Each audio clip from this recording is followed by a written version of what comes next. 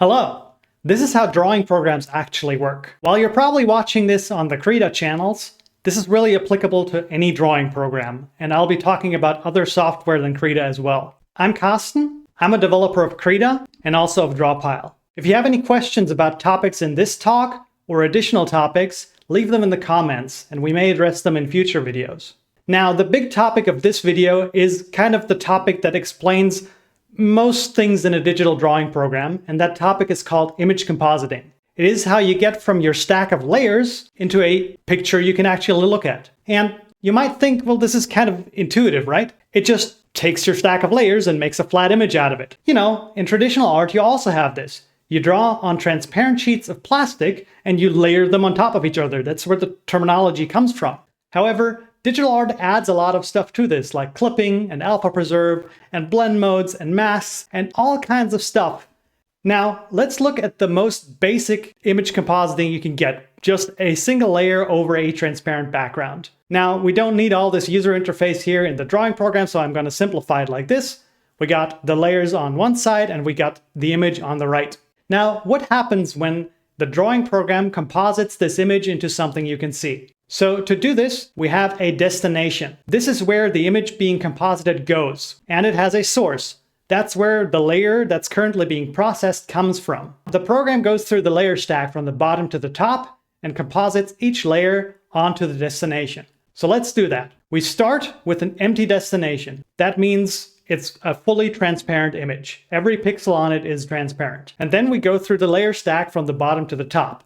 Since we only have one layer, we start with that. So now this layer becomes our source. So we have the destination on the bottom and the source on the top. And now the program composites the source onto the destination. In this case, this is not very exciting. What's actually happening here is that the program goes through every single pixel of the source and composites that onto the destination. And that always happens pixel by pixel. The pixels adjacent to each other never affect each other in any way. That is an important takeaway about this. Now we're done compositing this layer, so we move on to the next layer in the stack.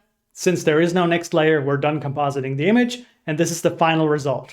Now, let's look at a more realistic example. We're going to take this picture. It has a background, which is just a fully gray layer. Then it has a flat colors layer and a lines layer. They're all in normal mode. We'll be getting to other blend modes later. Now let's look at how this image is composited. Once again, we start with an empty destination and we go through the layer stack from the bottom to the top. We start with the bottom layer, which is just a gray background, and we composite that onto the destination. Again, the source is at the top, the destination is at the bottom. Once again, this is not very exciting. Since the source is fully opaque, it just replaces the destination entirely. Now we move on to the next layer, which is the flat colors. Again, the program now just composites the source onto the destination. And you can see pixels that are transparent don't change in the destination, pixels that are opaque get replaced, and pixels in between them get partially replaced, similar to how it works in traditional art when you have a partially opaque color on a transparent sheet of plastic. And now we move on to the next layer, which is the lines layer. Same idea. We composite this layer onto the destination. Since there is no next layer, we're done compositing the image, and this is the final result. These layers are in normal mode. What is normal? Once again, this is kind of intuitive, right? It's just like in traditional art. Well, not quite. It helps actually understanding how this works because it explains some stuff and some weirdness about digital art. Image compositing happens pixel by pixel. We're going to look at how a single pixel is composited. That applies just over the entire image. A pixel is made up of channels. That is an alpha channel, which is how opaque or transparent the pixel is, and it has color channels. Usually that means a red, a green, and a blue channel. Now let's look at how a pixel is composited. We have our destination pixel here, which is the one at the bottom, and we have the color channels of this pixel on the side.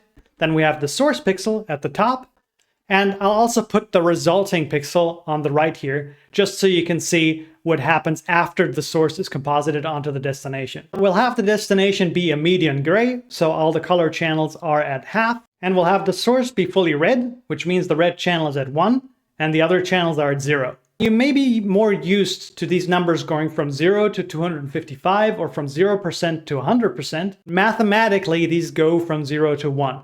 The other numbers are just so that you can type it in easier or read it easier. Like before, if we just composite this fully opaque source onto the destination, we just get the source again. It replaces the destination entirely. The same if it's at 0% opacity, nothing happens. We just get the destination entirely. But what happens when the source is at 50% opacity? Now, if you look at the color channels, you can see that at 50% opacity, the resulting channels are exactly halfway between the source and the destination. So the destination's blue channel is at 0.5, the source's blue channel is at 0, and the results blue channel is exactly in the middle at 0.25. Same with the green channel, and the red channel is between 0.5 and 1.0 at 0.75. So that's exactly 50% between the two. That's what normal mode does. It goes through each color channel and basically just averages them.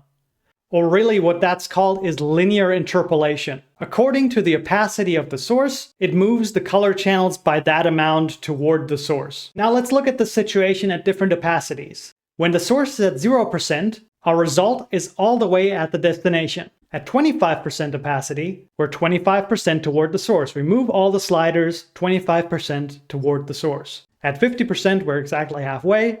At 75%, we're 3/4 of the way.